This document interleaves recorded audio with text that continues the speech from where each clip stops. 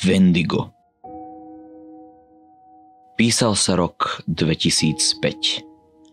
Vtedy sa v Severnej Kanade začali šíriť správy o podivných a brutálnych vraždách. Z obetí sa nenašlo nič iné ako kosti oblepené niekoľkými kúskami mäsa. Všetky vraždy však mali niečo spoločné. Obete žili v odľahlých častiach Kanady.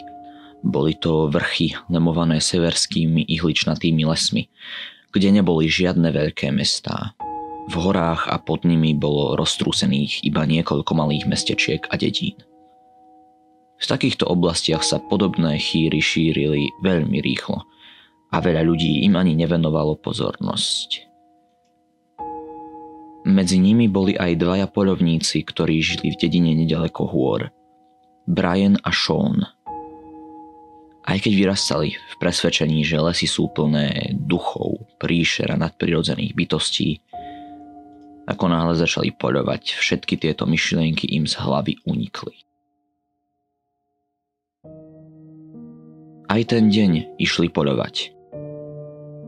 Brian a Sean mali v pláne zobrať svojho kamaráta Joea a vyraziť na lov. Dnes bol ich cieľom los mokraďový. Ak by sa im podarilo uloviť ho, to by bola úžasná trofej. A mäso z neho by znamenalo úžasný guláš. Joe sa pridal k dvojici, nasadli do Brianovho pick-upu a odviezli sa ku kraju lesa. Odtiaľ vyrazili pešo. Asi 3 hodiny po ceste lesnou cestou stála na brehu veľkého jazera chata. To bolo miesto, kde mali bývať najbližší víkend. Losy majú rady vodu a lepšie miesto na lov ako jazero naozaj nebolo. Trojica odparkovala auto, zobrala si veci a vyrazila po ceste do lesa. Po asi 3 hodinách sa Sean zastavil. Rozviazali sa mu šnúrky na turistických topánkach. Ani nezakričal na svojich spoločníkov, aby ho počkali. Bol to dobrý bežec a dobehol by ich veľmi rýchlo. Šnúrku zaviazal pomerne rýchlo a keďže nechcel byť pozadu, vyrazil poklusom za Brianom a Joeom. Zrazu mal ale taký zvláštny pocit, ako by ho niekto sledoval. A vtedy to celé začalo byť ešte zvláštnejšie. Sean to ucítil skôr ako čokoľvek videl alebo počul. Ten prenikavý pach hniloby bol neuveriteľne intenzívny a Sean si musel zapchať nos, aby nezačal kašľať. A potom sa mu zazdalo, že medzi stromami niečo vidí. Vyzeralo to ako postava. Vtedy mu niekto položil ruku na rameno. Sean vykríkol. Za ním stali Brian a Joe. Chlapci, toto mi nerobte, povedal Sean. Si v pohode? Spýtal sa Joe. Sean odpovedal. Chlapci, niečo tam je, niečo... Zarazil sa. Keď sa pozrel na miesto, kde pred chvíľkou niečo stálo, nič tam nebolo. Sean, prečo si zapchávaš nos? Spýtal sa Brian. Sean si až teraz uvedomil, že má stále prsty na nose. Vôbec neviem, odpovedal roztrasene, keď si dával prsty z nosa dole. Nadýchol sa. Vzduch bol svieži a čistý. Po zápachu hniloby nezostalo ani stopy. Asi sa mi len niečo zdalo, to je jedno, poďme ďalej. Traja muži sa opäť vydali na cestu.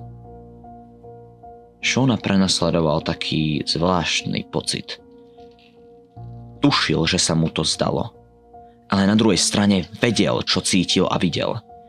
Ako šelma zakrádajúca sa za korisťou sa mu do hlavy vkrádala myšlienka, že to, čo videl, sa mu nezdalo. Bola to skutočnosť. A on to hlboko vo svojom vnútri veľmi dobre vedel. Bolo 6 hodín večer, keď lovci dorazili ku chatke na brehu jazera. Všere to miesto vyzeralo nádherne. Večerná obloha sa odrážala na hladine, po ktorej plával párik potáplic ľadových a striedavo sa ponárali za rybami. Na brehu jazera stalo zo pár jeleníc a pili vodu, zatiaľ čo na kmeni uprostred vody sa v posledných lúčoch slnka vyhrievalo zo pár korytnačiek.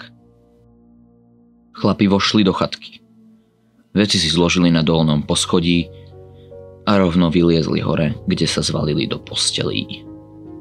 Spali tuho a až do rána.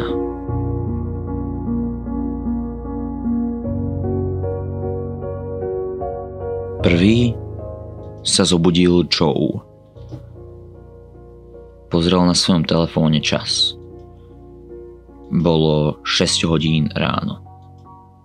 Slnko už vyšlo, ale vysoké skaly za jazerom ho blokovali, takže v doline bolo stále šero. Pri zemi sa vznášal jemný opar a znižoval viditeľnosť na minimum. Joe, aby nezobudil ostatných, potichu prešiel k oknu, z ktorého sa pozrel von. A vtedy to uvidel. Na brehu jazera, pár metrov pred chatou, stál dospelý jeleň. Síce to nebol los, ale chlapi by sa takej trofej určite potešili. Joe neváhal, zbehal dole schodmi a zobral si pušku. Nabil a pomaly otvoril dvere. Nevydal pritom ani hláska. Jeleň stál v jemnom rannom opare a bol sklonený pri vode. Asi pije, pomyslel si Joe a namieril.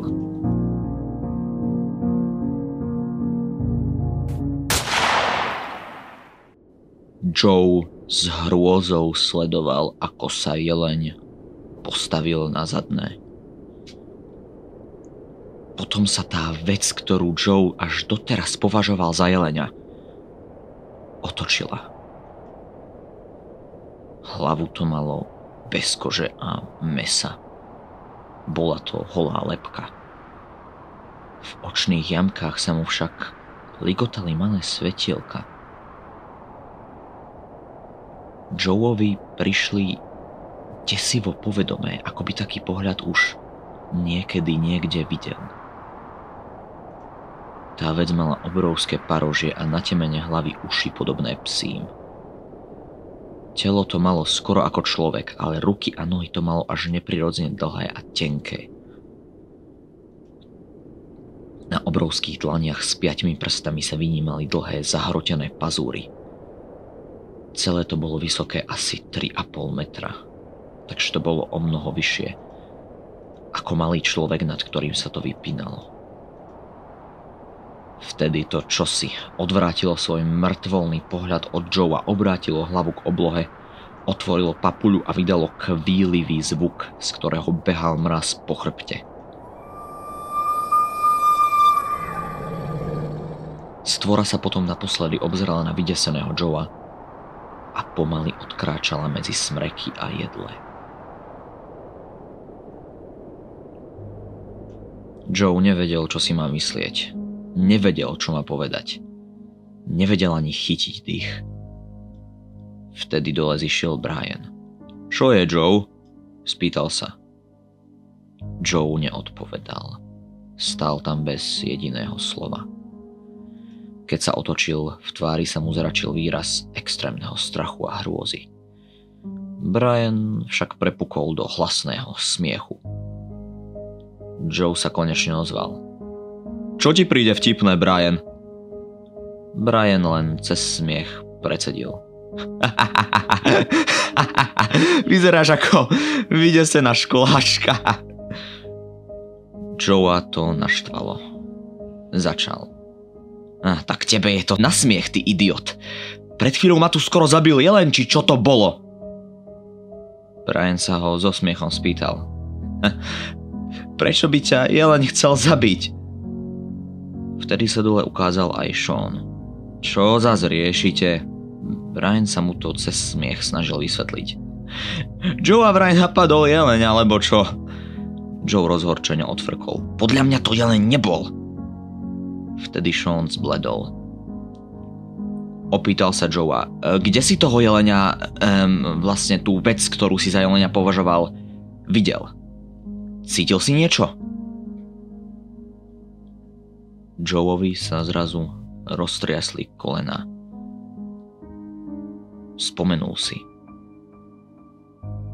Áno, uvedomil si Joe. Cítil som taký divný zápach. Bolo to ako by tu niečo hnilo? Sean zrazu zvýšil hlas. To isté som cítil aj ja. Čo si o tom myslíš? Spýtal sa Joe. Ja neviem, ale celé sa mi to nezdá, odpovedal Sean. Čo tým akože myslíte? Vstúpil do diskusie Brian, teraz už vysmiatý. Niečo tu s nami je, chlapci, nie sme tu sami, odpovedal Joe. To myslíš vážne? Spýtal sa naštvane Brian. Kúsok nás delí od najväčšej trofeje nášho života a vy to chcete len tak vzdať? Nie len tak, Brian, povedal Joe. Zahrávame sa so silami, ktoré sú mimo naše chápanie. Radšej dôjdem domov bez trofeje, ako by som domov nemal dôjsť vôbec. Vtedy Brian vykrikol. Vy dvaja ste úplne sprostí. Na čo sme sa sem vláčili cez pol lesa? Aby sme odlišli s prázdnou?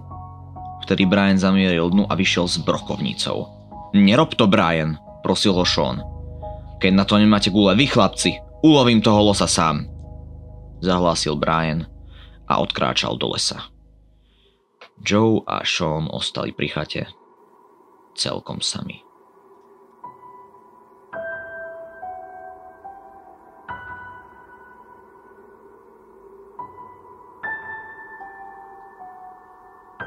Brian si nezobral telefón, takže zavolať mu neprichádzalo v úvahu. Deň prešiel pomerne rýchlo a čo nevidieť sa zvečerilo. A Briana nikde. Celé je to zle, zanadával Sean. Poznám Briana, vždy keď sa s nami poháda, sa onedlho vráti a ospravedlní sa. Ale teraz nič, proste tu nie je. Joe sa pridal. No, asi sa len niekde stratil. Čo ak ho niečo napadlo? Mohol tam snáď... Ale skôr než to stihol dopovedať, niečo zapraskalo v blízkom kroví. Obaja chlapi sa pripravili na to, že z kríkov vybehne ich spoločník. Stále naštvaný a pravdepodobne bez čohokoľvek, čo chcel pôvodne uloviť.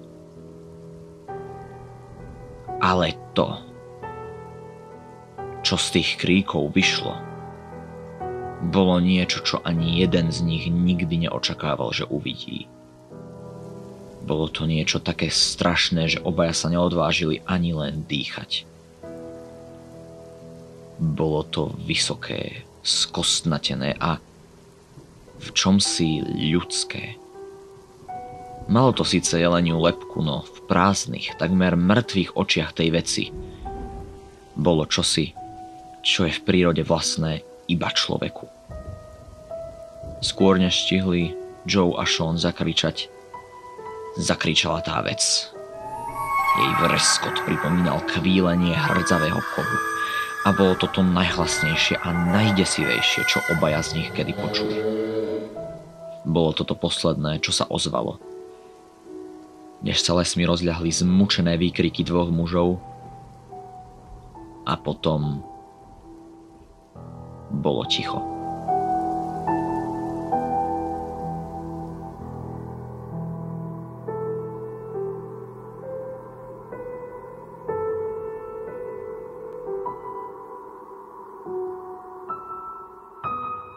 Polícia dnes ráno objavila v lese neďaleko mestečka Black Springs dve mŕtve telá.